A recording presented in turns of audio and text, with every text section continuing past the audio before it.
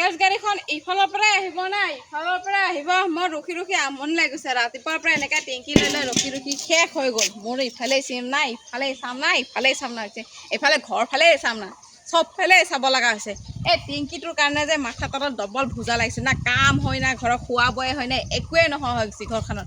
আপোনালোকৰ মোৰ নিচিনা হৈছে চাগে ন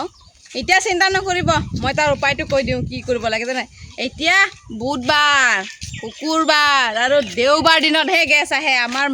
এই যে ঢেকীয়াজুলি ইণ্ডিয়ান গেছটো মাধুৰী বিলত যাব পাভমাৰীত যাব ইফালে আকৌ বেলচিৰিত যাব আৰু ইফালে কি কয় মেজেংজুলিত যাব তাৰপিছতে বেলচিৰি বাগানত সোমাই লাষ্টত গৈ থৈ ঘূৰি পকি আহিব তাৰপিছত আমাৰ ইয়াত এৰিয়াটোত পায় আমাৰ যে এনেকুৱা যে কপাল কি ক'ম যেতিয়া বিচাৰোঁ তেতিয়া নাপাওঁ আমিতো ৰখি থাকোঁ শনিবাৰ দিনত আহিব আহিব কৈ পেলাই এই সদায় চেঞ্জ সিহঁতৰ সদায় চেঞ্জ মানে বাৰ চেঞ্জ কৰিয়ে থাকে সিহঁতৰ মাথা চাহ বেয়াই হৈ যায় নে কি না গমেই নাপাওঁ